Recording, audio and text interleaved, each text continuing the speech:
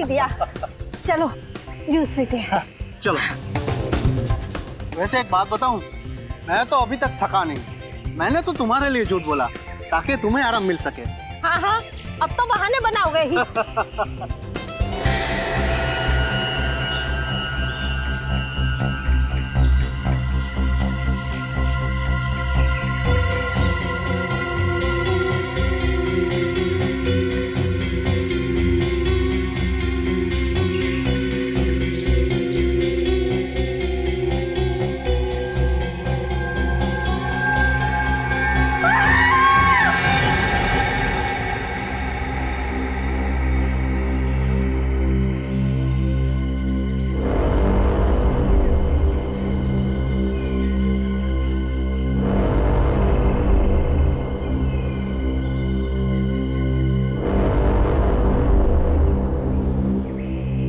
देखो बॉस, इस लड़की के कपड़ों पर ये गन पाउडर लगा हुआ है। इसका मतलब साफ है, इस लड़की को बहुत नजदीक से गोली मारी गई है, ऑलमोस्ट पॉइंट ब्लैंक रेंज से।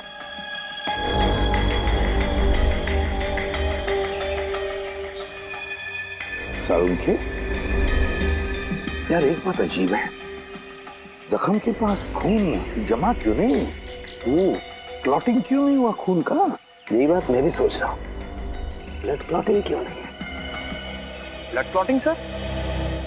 हाँ पंकज, ब्लड क्लॉटिंग। जब भी इंसान के शरीर में कहीं चोट लगती है तो दिमाग सिग्नल भेजता है चोट को ठीक करने के लिए, और इसलिए वो हिस्सा जहाँ पर चोट लगी है काला पड़ने लगता है, क्योंकि वहाँ पर खून जमा होने लगता है। इसी को ब्लड क्लॉटिंग कहते हैं। लेकिन यहाँ पर ब्लड क्लॉटिंग का कोई निशान क्यों नहीं है? पर सर, एक मरे हुए इंसान का दिमाग सिग्नल कैसे भेज सकता है? भेज सकता है पंकज, जरूर भेज सकता है, क्योंकि मरने के बाद भी कुछ देर तक इंसान का दिमाग जिंदा रहता है। वो पूरी कोशिश करता है चोट को ठीक करने की। थैंक यू सर, मुझे तो पता ही नहीं था। सर, हो सकता है इस लड़की को कोई बीमारी हो, इसी वजह से ब्लड क्लॉटिंग नहीं हुई। हाँ, हो सकता है पूरी। हो सकता है ये डायबिटीज या हीमोफीलिया की बीमार हो। ऑटोप्सी के बाद पता लगेगा। पूर्वी, पलटाओ इसे।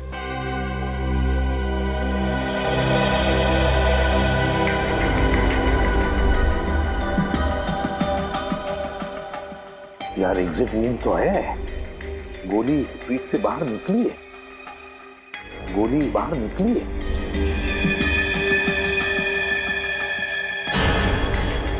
पूर्वी, पंकज, देखो वहां पर खून की छींटें हैं, देखो जरा अच्छी तरह से, गोली फंसी हुई है क्या? सर,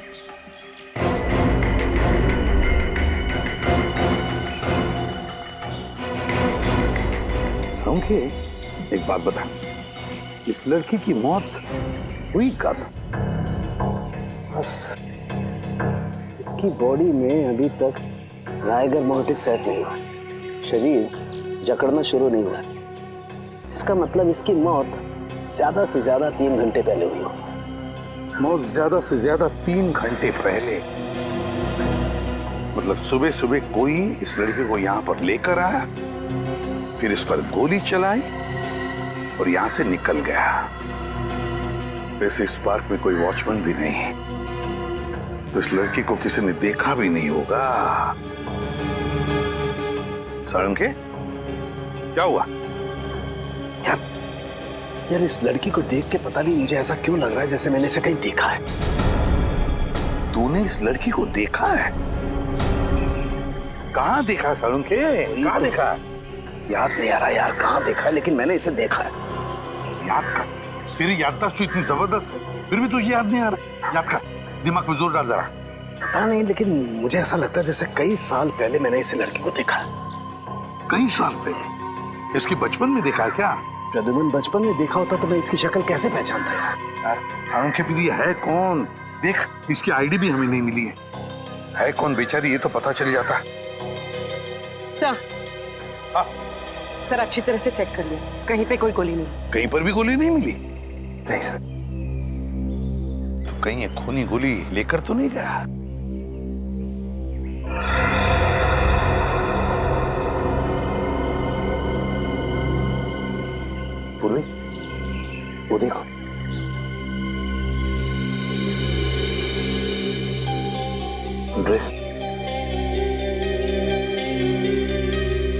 सर ये तो फेमस डिजाइनर शमिता का टैग है। Famous designer Shamita, Shamita boutique.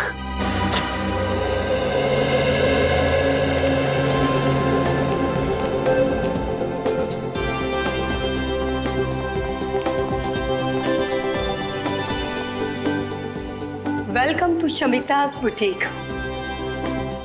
आपके फीचर्स और कॉम्प्लेक्शन को देखकर लग रहा है कि ये ड्रेस आप पर बहुत खिलेगा।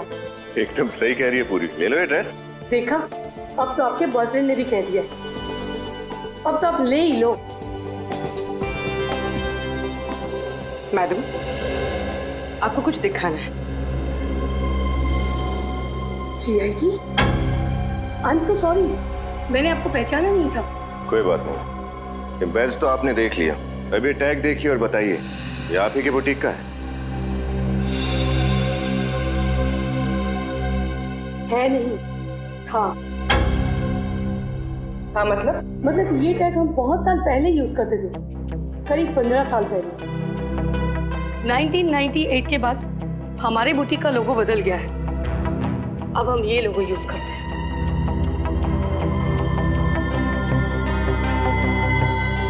15 साल पुराना लोगो, मतलब उस लड़की ने इतने पुराने कपड़े पहने थे। और वो कपड़े देखने में तो एकदम नए लग रहे थे। आप लोग किस लड़की के बारे में बात कर रहे हैं? इसके बारे में।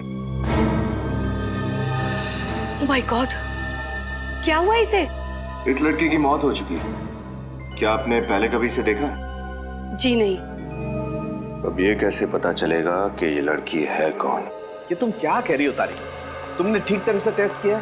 आज तो 3 बार चेक कर चुकी हूँ, हर बार वही रिजल्ट आ रहा है। दिस इज इम्पॉसिबल, कैसे हो सकता है ये? अरे क्यों नहीं हो सकता?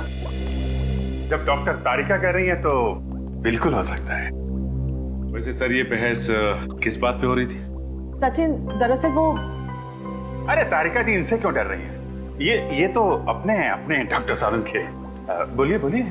अभिजीत, इस लड़की के रगों में जो खून है वो इस लड़की का है ही नहीं। ये क्या कह रहे हैं? इस लड़की का खून इसका नहीं है तो फिर किसका है? वो तो पता नहीं, लेकिन इस लड़की का तो 100% नहीं है, क्योंकि इसके खून का DNA और लड़की का DNA अलग है।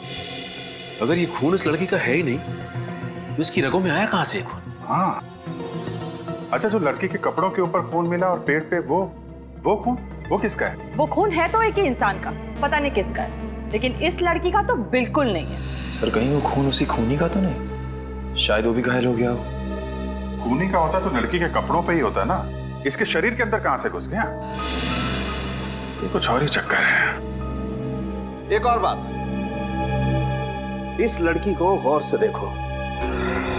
इसे लैब में आए हुए लगभग 5 घंटे हो गए और उससे 3-4 घंटे पहले इसकी मौत हुई है, तो तकरीबन 8 से 9 घंटे पहले इस लड़की की मौत हुई है। लेकिन ये देखो, इसकी चमड़ी देखो, जरा भी नहीं बदली है, कोई फर्क नहीं पड़ा है। और देखो, ये इस लड़की का हाथ देखो, देख रहे हो, जरा भी रायगर मोटिस सेट नहीं हुआ है, बॉडी जरा भी नहीं जकड़ी है। और इसकी वजह मुझे अभी तक ढूंढ नहीं पाया हूं अभिजीत, लेकिन थोड़ा वक्त दो, मैं जरूर ढूंढ निकालूंगा कि आखिर इस सब की वजह क्या है।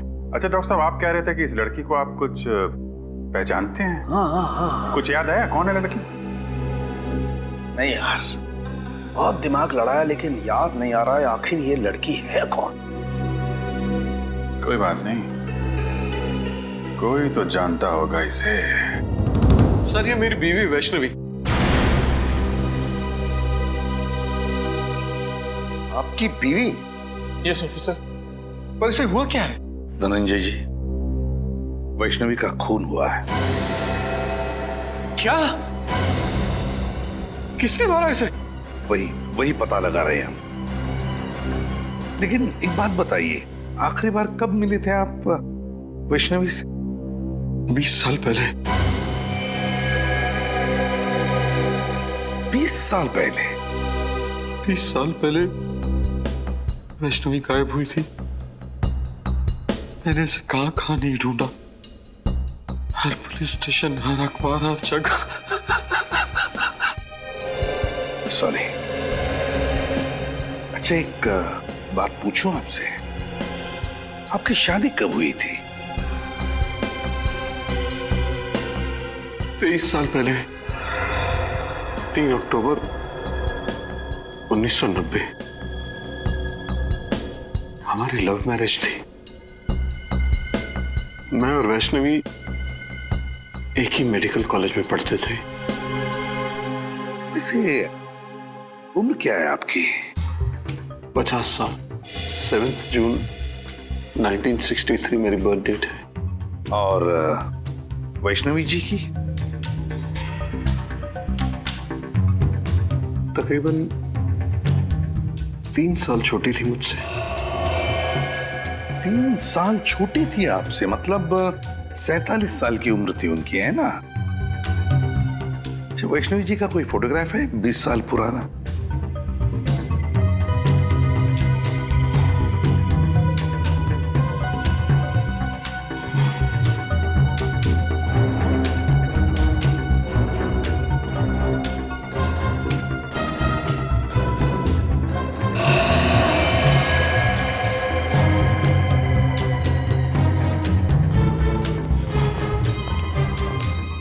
सर, वैष्णवी 20 साल पहले जैसी लगती थी, आज भी ठीक वैसे ही लगती है।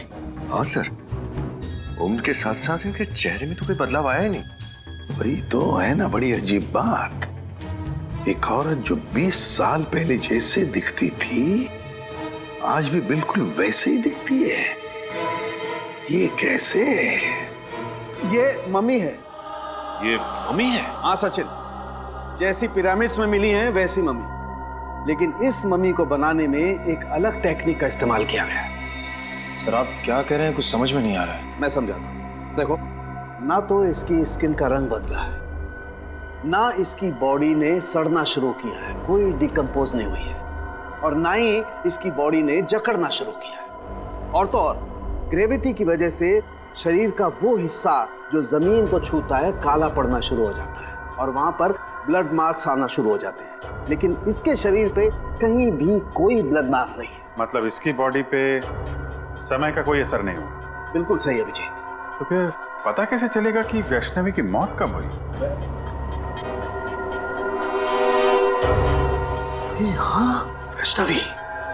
अरे इसे तो मैं जानता हूँ, इसे ही तो मैं याद करने की कोशिश कर रहा था यार। इसे मैं जानता हूँ, ये मेरे साथ मेडिकल कॉलेज में पढ़ती थी।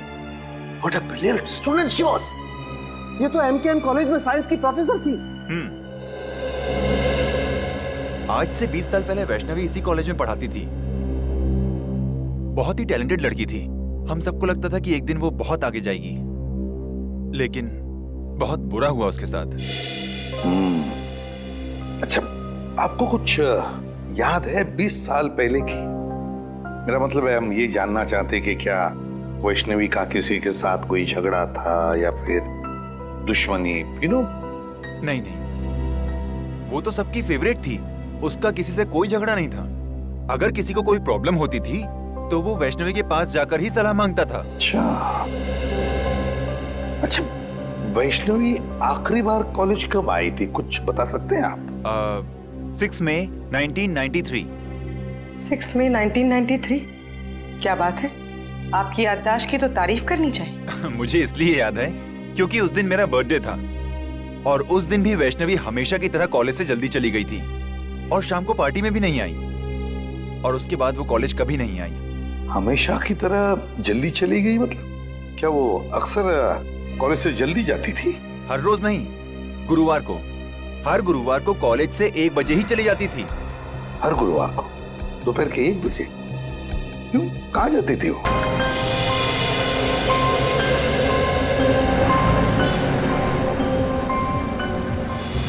ये फोटो तो हमारे कॉलेज के एनुअल डे फंक्शन की है ना? एग्जैक्टली। तूने अब तक संभाल के रखी है? अरे संभाल के नहीं रखूंगा। तू और वैष्णवी मेरे सबसे करीबी दोस्त थे यार। अच्छा, तू बोल रहा था कि वैष्णवी के कुछ रिसर्च नोट्स थे घर पे, तू लेके आया? हाँ। कहाँ है? मुझसे तो पढ़े नहीं गए। वैष्णवी की एक याद काफी है मेरी आंखें नम करने के लिए।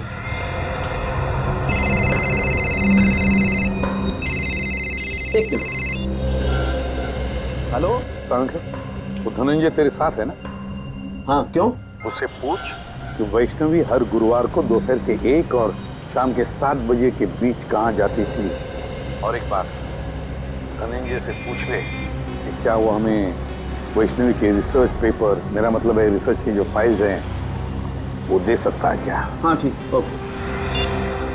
अच्छा धनंजय, तुझे मालूम है कि हर गुरुवार को वैष्णवी 1 से 7 बजे तक कॉलेज के बाहर कहाँ जाया करती थी?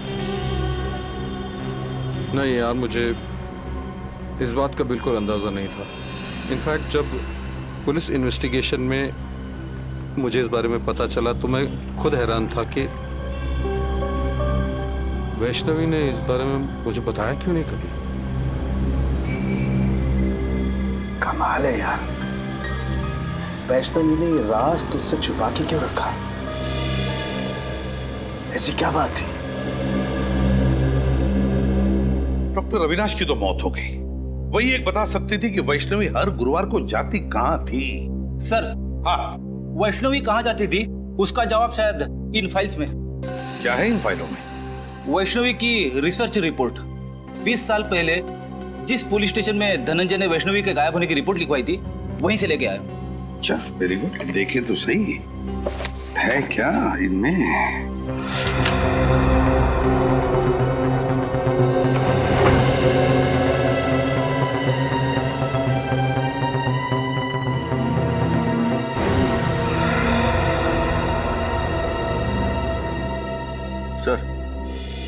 सर ये देखिए, वैष्णवी गायब होने से पहले 2 रिसर्च प्रोजेक्ट पर काम कर रही थी, एक पोस्टमार्टम और एक प्रीमार्टम।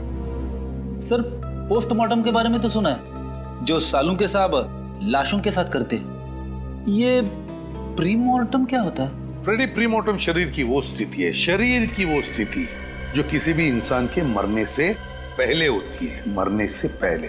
और फिर पोस्टमार्टम तो तुम जानते ही हो। लेकिन एक बात समझ में नहीं आ रही है कि वैष्णवी इन 2 विषयों पर ही क्यों, प्रीमार्टम और पोस्टमार्टम, इन 2 विषयों पर ही क्यों रिसर्च कर रही थी?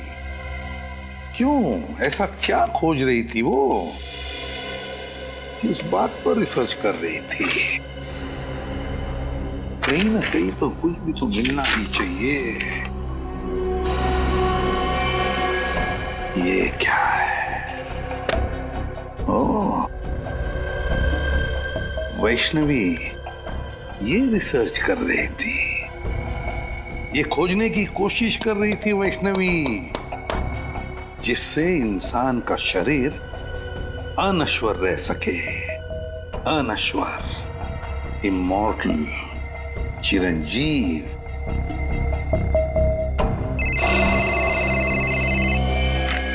आसान है? ऐसी क्या बात बताना चाहते हैं आप कि आपने हमें यहाँ पर दोबारा बुलाया? कुछ ऐसी बात जो तुम सोच भी नहीं सकते। सर, वैसे तो ऐसी बहुत सारी बातें जो मैं सोच नहीं सकता, लेकिन आप बताइए ना, ऐसी कौन सी बात कहना चाहते हैं आप? पंकज, तुम्हारा खेल खत्म हो चुका है। हम तुम्हारा सारा राज जान गए हैं। खेल? राज? ये क्या बात कर रहे हैं सर आप?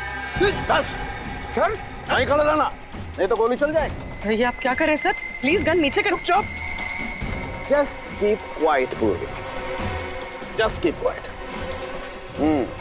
अब देखो पंकज, मैं तुम्हारे पेट पर गोली मारता हूं तो एक गोली तुम्हारे शरीर को चीरती हुई पेड़ पर ठीक वहीं जाकर के लगेगी जहां पर वो खून लगा हुआ है।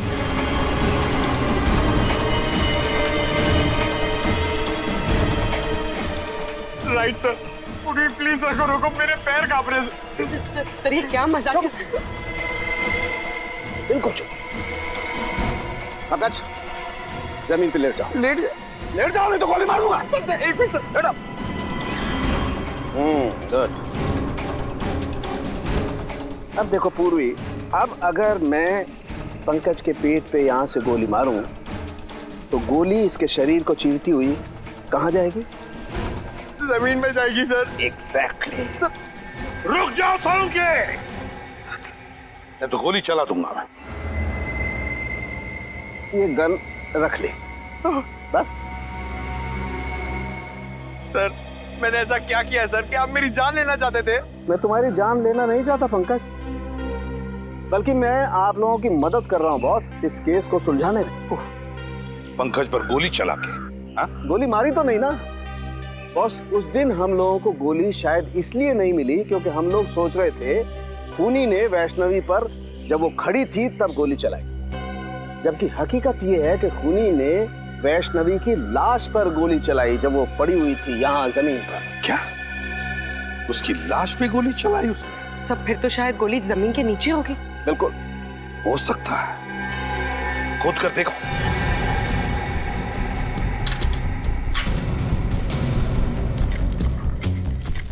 मतलब साळुंखे ये खूनी हमें गुमराह कर रहा था। उसने गोली चलाई जिंदा वैष्णवी पर नहीं, वैष्णवी की लाश पर, और फिर उसके बाद में उसने उस पेड़ पर खून लगा दिया ताकि हमें लगे कि उसने जिंदा वैष्णवी पर गोली चलाई। सर गोली मिल गई। गोली मिल गई तो समझो खूनी भी मिल गया। वेरी गुड, फिर तो मिठाई खिलाओ यार।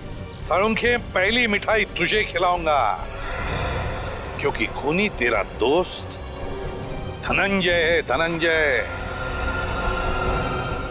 क्या बात कर रहे हो यार तुम? हाँ धनंजय, क्योंकि ये गोली उसी गन की है जो गन हमें धनंजय के घर में मिली थी, समझे? धनंजय की गन? लेकिन तुम धनंजय के घर कब गए? जब तुम धनंजय के साथ कॉफी शॉप में कॉफी पी रहे थे तब। रद्दिमान, तुम मेरे दोस्त पर शक कर, और तुमने मुझे इस बारे में बताया क्यों नहीं? जरूरी नहीं समझा। चलिए सर धनंजय को गिरफ्तार कर लेते हैं। हाँ, धनंजय को तो कभी भी अरेस्ट कर सकते हैं, लेकिन ये बात किसी को भी पता नहीं चलनी चाहिए, याद रखना साळुंखे।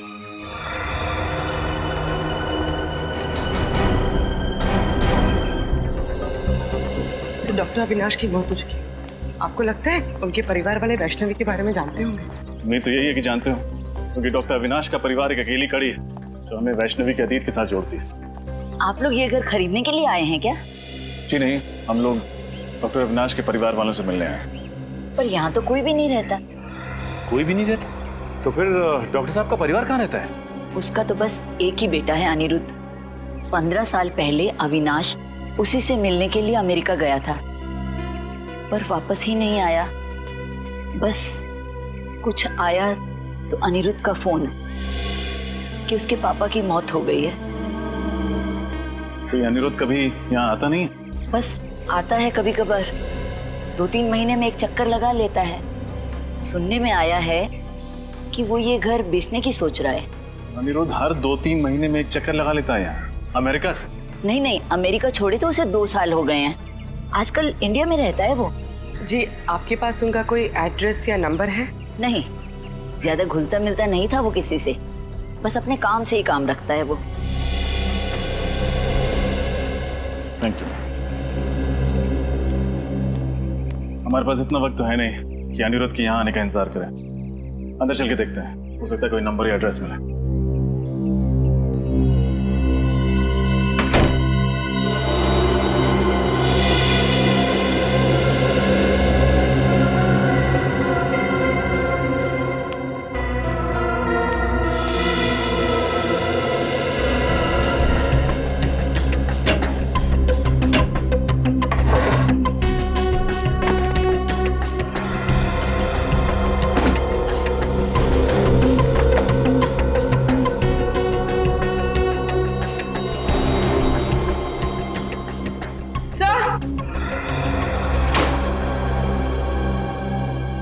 ये देखिए, मिस्टर अविनाश का पासपोर्ट।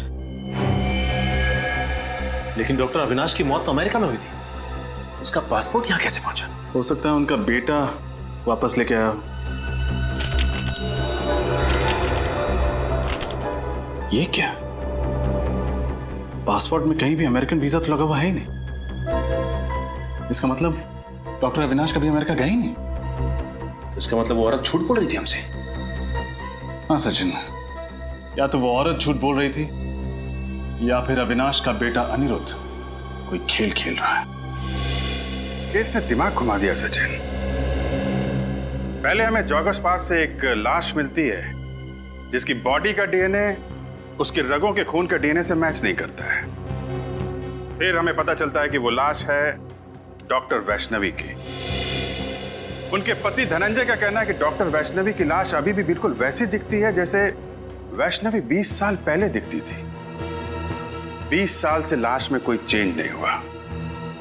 साळुंखे साहब ने बताया कि वो इसलिए क्योंकि लाश को मम्मी की तरह सुरक्षित रखा गया था। डॉक्टर वैष्णवी किसी खास प्रोजेक्ट पे काम कर रही थी और जिस आदमी को उसके बारे में मालूम था, डॉक्टर अविनाश, उनके बेटे अनिरुद्ध का कहना है कि उनकी मौत भी 15 साल पहले किसी रहस्यमय तरीके से हो गई। वो प्रोजेक्ट कौन सा था, इसके बारे में अभी तक पता नहीं चला। लेकिन सर एक बहुत चौंका देने वाली बात पता चली है सर। क्या? डॉक्टर अविनाश की कुंडली कहती है कि ना उनकी कभी शादी हुई ना ही उनका कोई बेटा था सर। मतलब उनके पड़ोस में रहने वाली वो औरत हमसे झूठ बोल रही थी। या तो वो औरत झूठ बोल रही है या फिर कोई ढोंगी डॉक्टर अविनाश का बेटा बनकर ये सारी कहानियां फैला रहा है। अभिजीत, वैष्णवी 47 साल की होने के बावजूद 27 साल की क्यों दिख रही थी और उसकी लाश सड़ना क्यों नहीं शुरू हुई, इसका राज पता चल गया है मुझे। क्या राज है सर? प्लास्टिनेशन। प्लास्टिनेशन? हाँ, ये एक नया तरीका है लाशों को बरसों बरस, एक लंबे समय तक प्रिजर्व करके रखने का। इसका मतलब सर इजिप्ट में जैसे लाशों को मम्मी बना के रखा जाता है वैसे? बिल्कुल ठीक निखिल, वैसे ही। लेकिन इसमें एक फर्क है। फर्क यह है कि इसमें लाश के अंदर का तरल पदार्थ, लिक्विड, बाहर निकाल लिया जाता है और उसकी जगह पर लिक्विड प्लास्टिक लाश के अंदर डाल दिया जाता है। और जब वो लिक्विड प्लास्टिक ठोस हो जाता है, जम जाता है, तो फिर लाश वैसी की वैसी रहती है, उसमें जरा भी फर्क नहीं पड़ता है। हाँ, मैंने भी किसी साइंस जर्नल में इस तकनीक के बारे में पढ़ा था सर। लेकिन जहां तक मेरा अंदाजा है, इसमें लाश की खाल निकाल ली जाती है ना। लेकिन वैष्णवी की खाल तो ज्यों की त्यों है। यही वो वजह है जिसके कारण हम इस केस में गोल गोल घूम रहे थे। दरअसल वैष्णवी ने एक ऐसा फार्मूला इजाद कर लिया था जिसकी वजह से लाश की चमड़ी बिल्कुल भी नहीं बदलती है, वैसी की वैसी बनी रहती है, हमेशा जवान। और सर क्या ये मुमकिन हो सकता है? हाँ, बिल्कुल मुमकिन है। साइंस में नामुमकिन कुछ भी नहीं होता है और ये वैष्णवी ने करके दिखा दिया। वैष्णवी ने एक ऐसे फार्मूले का आविष्कार किया जिसमें इंसान की चमड़ी में नए पैदा होने वाले सेल्स की संख्या मरने वाले सेल्स से ज्यादा होती है और इसीलिए इंसान की चमड़ी हमेशा वैसी की वैसी बनी रहती है। और अब इस फार्मूले का पता मुझे भी चल गया है। इसका मतलब ये फार्मूला वैष्णवी ने अपने ऊपर इस्तेमाल किया होगा, इसीलिए उसकी त्वचा 20 साल से वैसी की वैसी है। या फिर उस खूनी ने वैष्णवी के ऊपर एक्सपेरिमेंट किया होगा। जो भी है, वैष्णवी की मौत के पीछे का कारण ये नया आविष्कार है डॉक्टर साहब, ये नई खोज।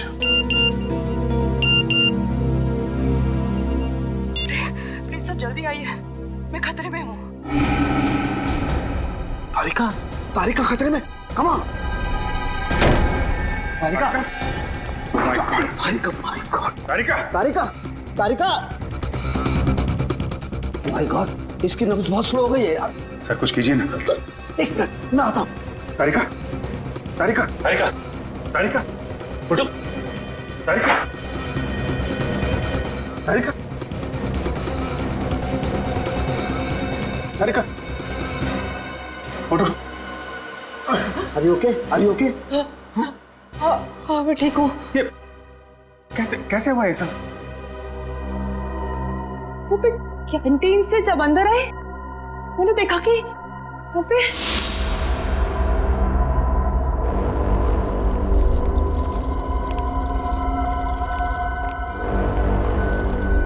अरे कौन हो तुम लोग और लाश को कहाँ लेके जा रहे हैं? हम लोग जीके हॉस्पिटल से आए हैं। डॉक्टर सालुंखे साहब ने हमें लाश को वहाँ के मोर्ग में लाने को कहा है। क्या? लेकिन मुझे तो कुछ नहीं पता है सालुंखे सर ने इस बारे में।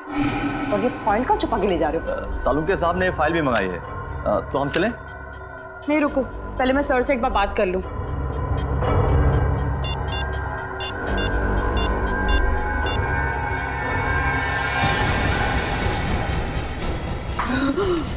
जब भी बात करना, जब होश में जाना। Good night.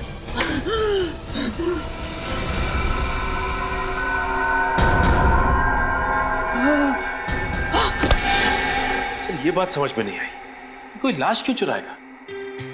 सचिन, वैष्णवी की लाश को पार्क में फेंकना और फिर यहाँ लैब से चुरा ले जाना, ये सब एक प्लानिंग थी, प्लानिंग। खूनी वो फार्मूला चुराना चाहता है तो सालुंके साहब ने बड़ी मेहनत से इस लैब में तैयार किया था। मतलब सर जब वो खूनी फार्मूला नहीं बना पाया तो उसने ये सब हमें गुमराह करने के लिए किया। करेक्ट, हमें गुमराह कर रहा है वो, हम उसके जाल में फंसते चले गए। लेकिन खूनी को ये बात कैसे पता चल गई कि सालुंके साहब फॉर्मूला बना चुके हैं?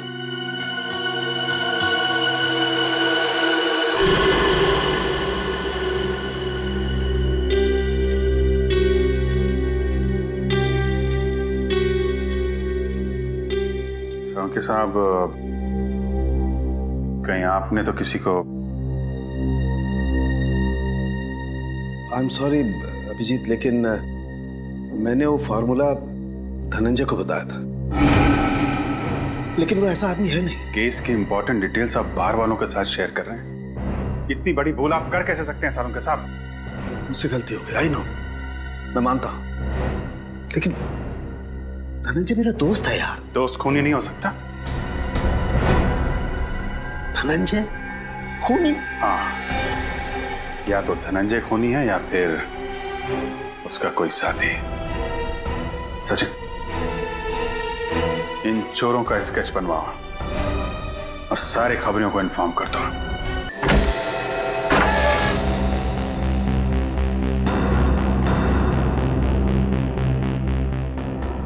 कोना कोना छान मारो, हो सकता है धनंजय घर में ही छुपा हो।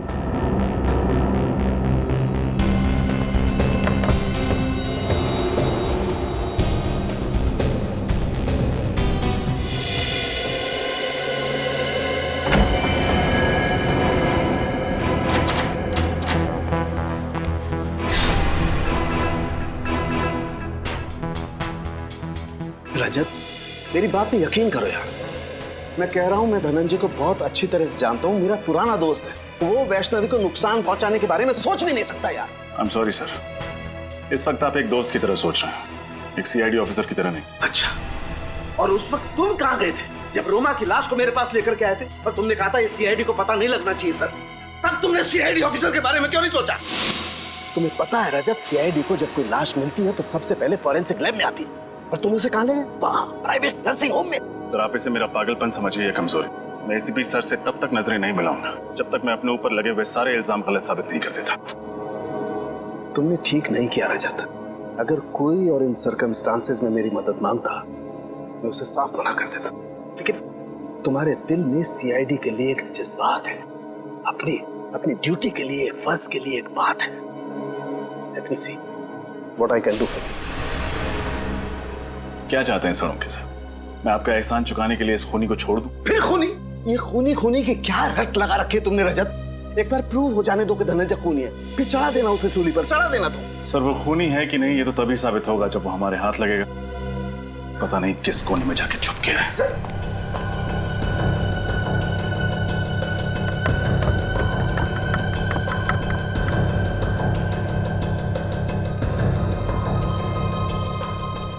हाँ सचिन, कुछ मिला क्या?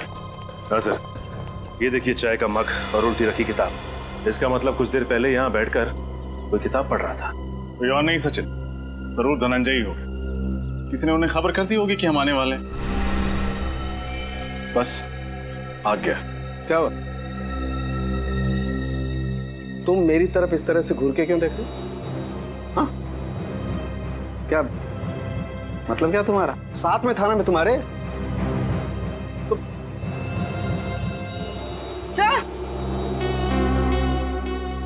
सर ये देखिए, टूटा हुआ वास।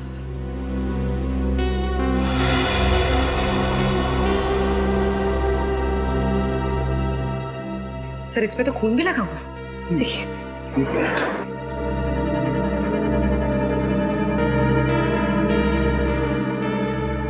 इस पे तो कुछ उंगलियों के निशान भी हैं। पूर्वी सर, एक काम करो, घर में देखो कोई टैल्कम पाउडर रखा, प्लीज। कहीं ये खून धनंजय का तो नहीं? धनंजय को कुछ हो तो नहीं गया? शायद धनंजय ने किसी को कुछ कर दिया। Sir thank you. मुझे तो लगता है कि धनंजय यहाँ बैठ करके चाय पी रहा था और किसी ने इस वास से उसके सर पे वार किया और उसे किडनैप कर लिया है।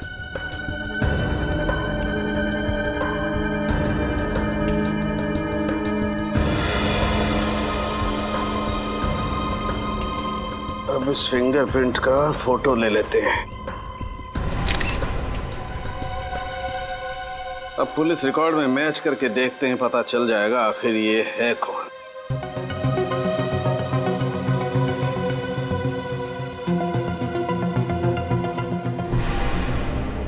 ओह, ये तो बालू है। हेलो, कौन है वो? बालू इस वक्त कहाँ है वो? ठीक है, कड़ी नजर रखो उस पर, कहीं भी नहीं जाना चाहिए वो।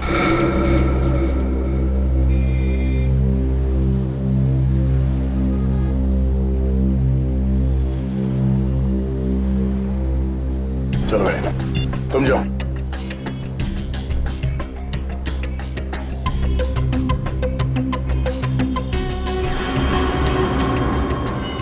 सीआईडी के सबूतों के साथ छेड़खानी करने की हिम्मत कैसे की तूने?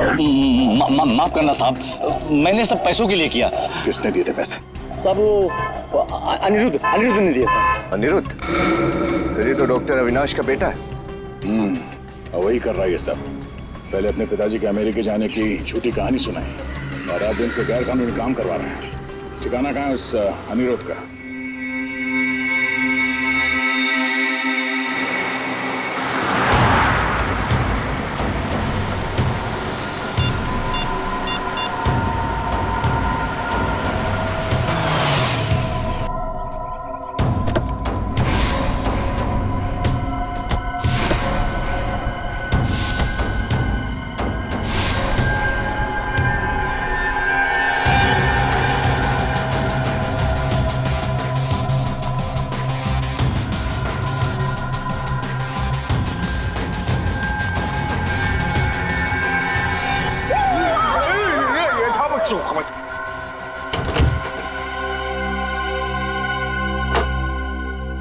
कौन हो तुम? तुरफरमारे बर्फाब। वफा? ये बाहर से आए हैं। ये है मिस्टर बफाब और ये है मिस्टर चफाब। क्यों आया? महफूज की तरह फफान होना चाहता हूँ। मूछ की तरह जवान होना चाहते हैं।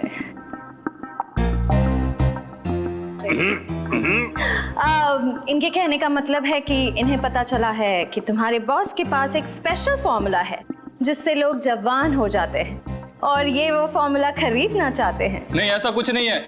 चलो निकले यहाँ से। दरफात तरफोड़ के हरफात पे रख देंगे।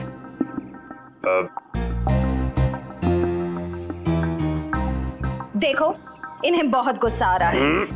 ये बहुत बड़े साइंटिस्ट हैं, बहुत पैसा भी है इनके पास। अपने बॉस से मिलवा दो, बहुत फायदा हो जाएगा। यहीं रुको, मैं बॉस से बात करता हूँ।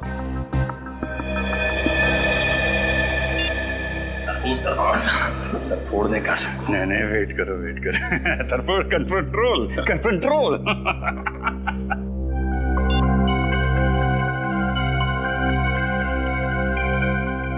हथियार तो नहीं है ना पास में? हथियार? हथियार? हरफ हमको हरफ हथियार की जरूरत नरफी। हरफ हमारा हरफात, हरफ हथियार। चले? चलो। Let's go.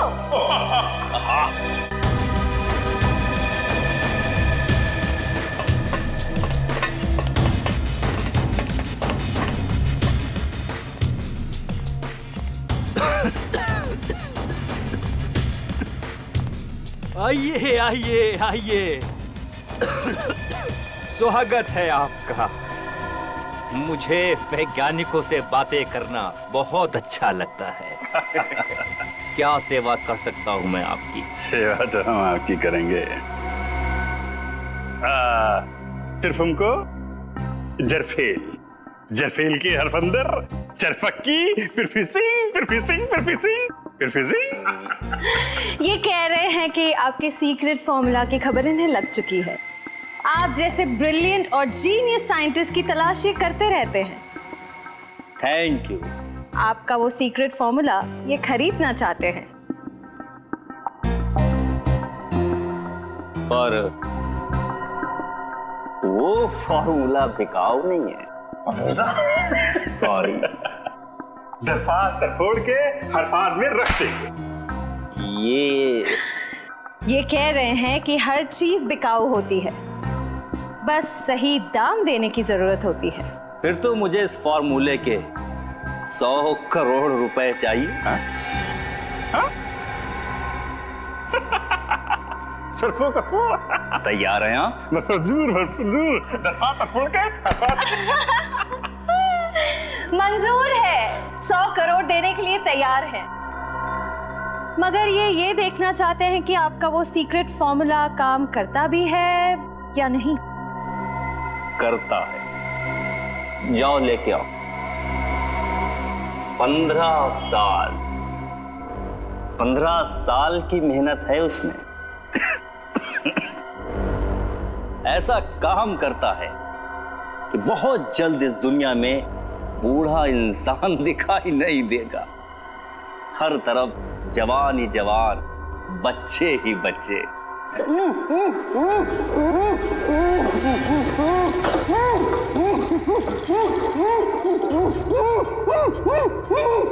देखिए कैसे मैं इस 55 साल के आदमी को अपने सॉल्यूशन की मदद से 25 साल का नौजवान बना दूंगा।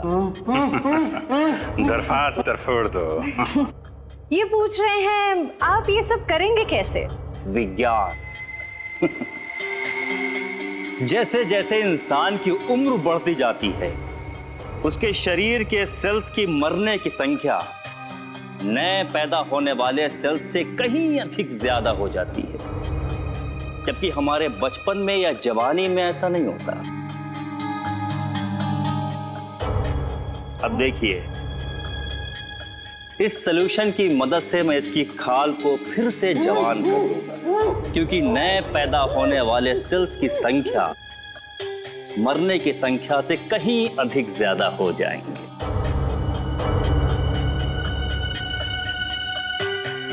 बस डॉक्टर अविनाश, समझ में आ गया आपकी जवानी का राज। ये हिंदी कैसे बोलने लगे? हिंदुस्तानी है तो हिंदी तो बोलेंगे ही डॉक्टर अविनाश। सीआईडी? पकड़ो इसे।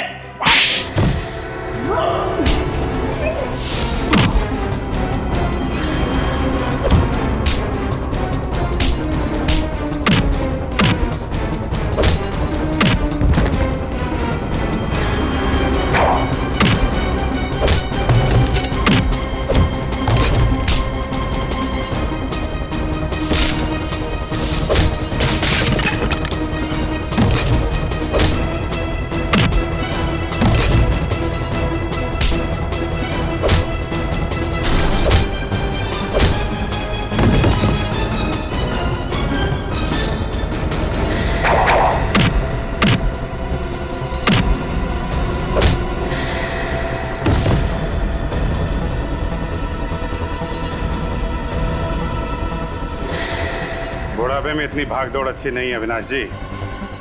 ब्यूरो चल के आराम कर लीजिए।